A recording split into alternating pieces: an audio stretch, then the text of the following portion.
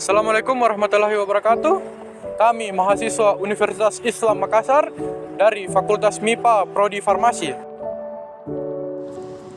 Maksud dan tujuan video ini dibuat adalah untuk memenuhi tugas anatomi fisiologi manusia yang diberikan oleh Ibunda dosen pengampu Ibu Apoteker Musdalifah SSI MSI, di mana materi yang akan dibawakan adalah berjudul Sistem Rangka. Kami dari kelompok 2 terdiri dari 8 anggota yang masing-masing bekerjasama dalam memenuhi tugas dengan judul materi Sistem Rangka. Sebelum kita masuk dari pembahasan lebih lanjut, izinkanlah kami memperkenalkan diri terlebih dahulu.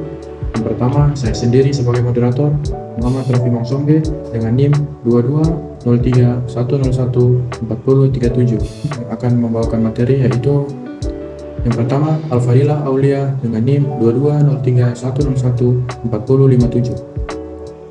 Yang kedua, Andi Fatimah Az-Zahra dengan NIM 2203101440. Yang ketiga, Safira Isa dengan NIM 2203101447. Yang keempat, Almawati Ningsi dengan NIM 2203101432. Yang kelima, Nurul Fadilah Salsabila dengan NIM 2203101452. Yang keenam, Nurdi Laila dengan NIM 2203101450. Yang ketujuh, Zulfikri dengan NIM 2203101440. Apa yang dimaksud dengan sistem rangka? Sistem rangka adalah suatu sistem organ yang memberikan dukungan fisik pada makhluk hidup. Sistem rangka pada manusia adalah rangkaian tulang dan sendi yang menjadi dasar bentuk tubuh manusia. Dengan adanya sistem ini, manusia dapat bergerak dan berbagai organ penting di dalam tubuh pun dapat terlindungi. Sistem rangka umumnya dibagi menjadi 3 tipe. Yang pertama ada eksternal, yang kedua internal, dan yang terakhir basis cairan atau rangka hidrostatik. Fungsi sistem rangka. Fungsi sistem rangka terbagi menjadi 6 poin. Yang pertama, formasi bentuk tubuh. Formasi bentuk tubuh yaitu sebagai kerangka tubuh yang menyokong dan memberi bentuk tubuh. Yang kedua yaitu formasi sendi.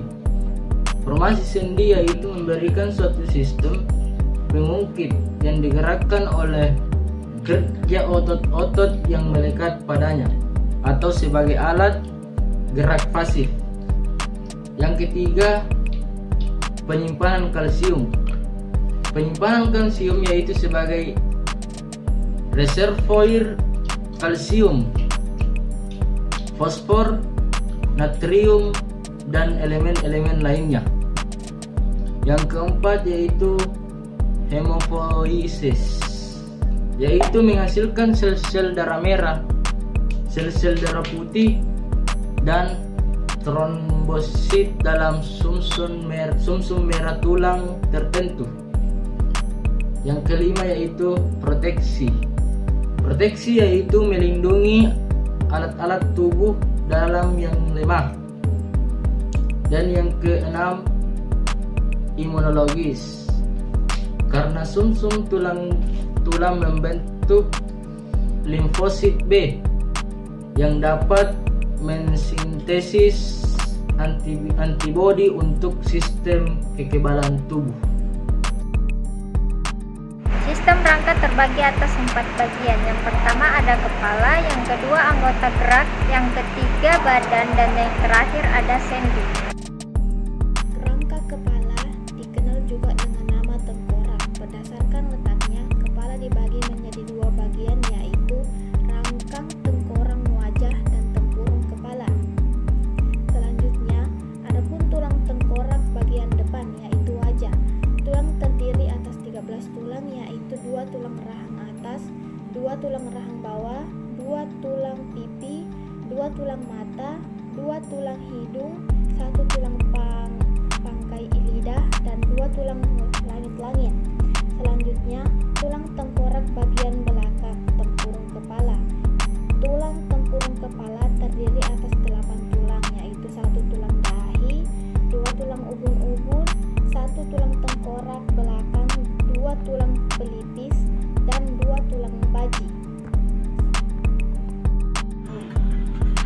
Selanjutnya saya akan menjelaskan rangka badan. Rangka badan merupakan suatu kerangka lateral yang berguna untuk menyusun tubuh. Rangka badan meliputi 1. Tulang belakang. Tulang belakang berfungsi sebagai penyangga kepala, bahu, dan tubuh manusia agar mampu berdiri tegak. Tulang belakang juga berperan besar dalam melindungi sumsum tulang belakang dari cedera. 2. Tulang badan. Tulang badan berfungsi untuk menopang tubuh manusia. 3. Tulang dada. Tulang dada berfungsi untuk melindungi area dada dan bagian paru-paru dan jantung. 4. Tulang rusuk. Tulang rusuk berfungsi untuk melindungi isi rongga dada seperti paru-paru dan jantung. Tulang rusuk juga berfungsi sebagai titik perlekatan. Yang kelima, tulang panggul. Tulang panggul berfungsi sebagai penyangga berbagai organ dalam, sistem pencernaan dan reproduksi.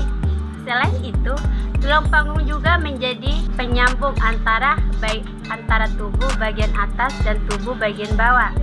Keenam, tulang bahu. Tulang bahu berfungsi untuk memberikan rentang gerak yang paling besar dalam tubuh kita.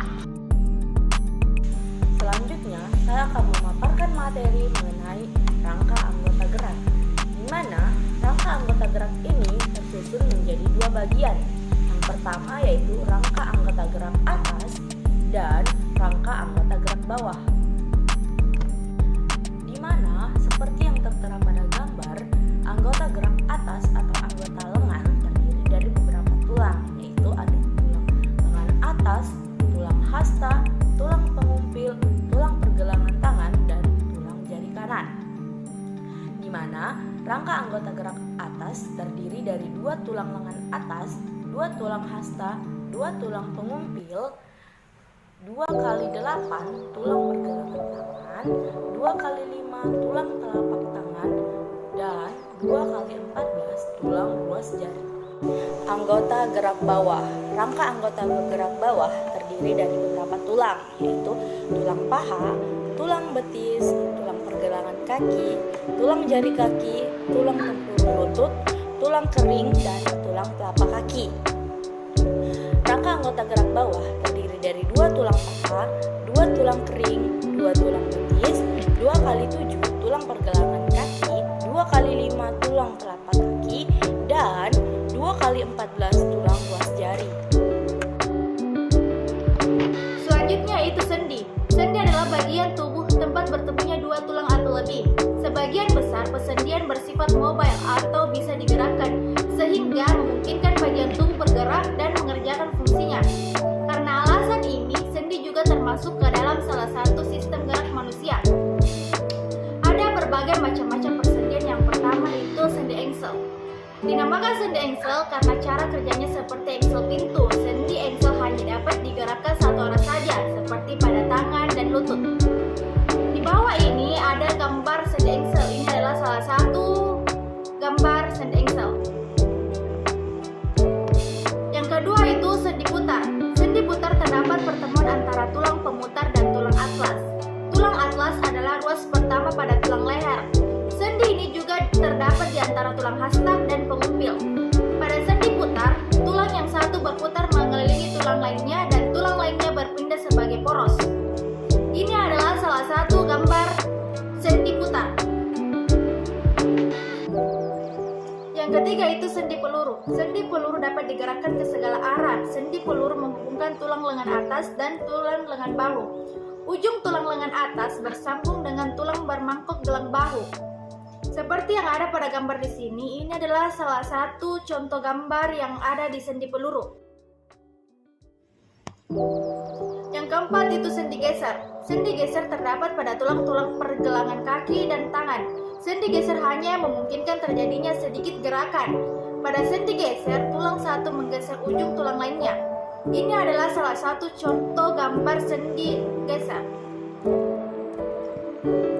Yang terakhir itu sendi pelana. Sendi pelana memungkinkan gerakan kedua arah seperti yang terjadi pada gerakan ibu jari tangan. Gerakan yang terjadi mirip seperti pelana juga terdapat pada tulang pertama pergelangan tangan. Ini adalah contoh gambar pada sendi pelana. tulang terbagi menjadi 5. Yang pertama tulang pipa, tulang pipi, tulang pendek, tulang sesamoid, dan yang terakhir tulang tak beraturan. Yang pertama, tulang pipa. Tulang pipa adalah suatu tabung tulang yang padat dengan tulang spons di dalamnya. Tulang ini berbentuk seperti pipa, yaitu bulat, panjang, dan berongga. Fungsi utama tulang pipa adalah sebagai penguit dan penyongkong serta untuk selanjutnya tulang pipi. Tulang ini berbentuk pipi dan tersusun atas 2 lapis tulang padat yang dipisahkan atau tulang spons. Fungsi utama tulang pipi adalah sebagai pelindung organ-organ. Selanjutnya, tulang pendek. Tulang ini berbentuk pendek, bulat, atau menyerupai kubus. Tulang pendek berfungsi untuk menyerap guncangan yang keras dan terdapat pada persendian yang kompleks seperti pada persendian lutut dan mata kaki. Selain itu, tulang pendek juga berfungsi sebagai penyerap jika terjadi suatu tekanan. Selanjutnya, tulang sesamoid. Tulang sesamoid ini diambil dari bahasa Inggris sesame, yaitu biji wijen. Adalah tulang kecil yang dianggap memiliki bentuk seperti wijen. Tulang ini terdapat dalam tendon yang menghubungkan tulang ke otot. Fungsi tulang sesamoid adalah untuk mengurangi penggesekan tendon atau perubahan jalur tendon. Yang terakhir, tulang tak beraturan. Dinamakan tulang tak beraturan karena bentuk tulang ini bermacam-macam dan sulit dideskripsikan. Tulang tak beraturan merupakan tulang yang tidak berpasangan dan terdapat pada bidang sumbu tubuh. Fungsi tulang ini adalah sebagai pelindung, penyokong, dan tempat perletakan otot. Baik, itu tadi kita sudah melihat semua materi tentang sistem rangka. Dari video tersebut, kita dapat mengambil kesimpulan, yaitu sistem rangka adalah sistem yang memiliki fungsi untuk menyimpan bahan mineral, tempat pembentukan sel darah, tempat melekatnya otot rangka, melindungi tubuh yang lunak, dan menunjang tubuh. Fungsi sistem rangka untuk bergerak ketika dikehendaki otot, memberikan bentuk tubuh, menjaga organ tubuh tetap berada di tempatnya, melindungi organ-organ tubuh seperti otak, jantung, dan paru-paru, menghasilkan sel darah. Klasifikasi tulang menurut bentuknya yaitu tulang pipa, pendek, pipi, tak beraturan, berongga udara, dan sesamoid. Rangka aksial adalah tulang-tulang yang berada pada tengah sumbu tubuh yang terdiri dari 80 buah tulang, terdiri dari tulang tengkorak, belakang, rusuk, dan dada. Rangka appendikular terdiri dari 126 buah tulang yang akan menyusun bagian dari tulang-tulang anggota gerak atas dan anggota gerak bawah. Baik, itu tadi penjelasan dan materi dari kelompok 2.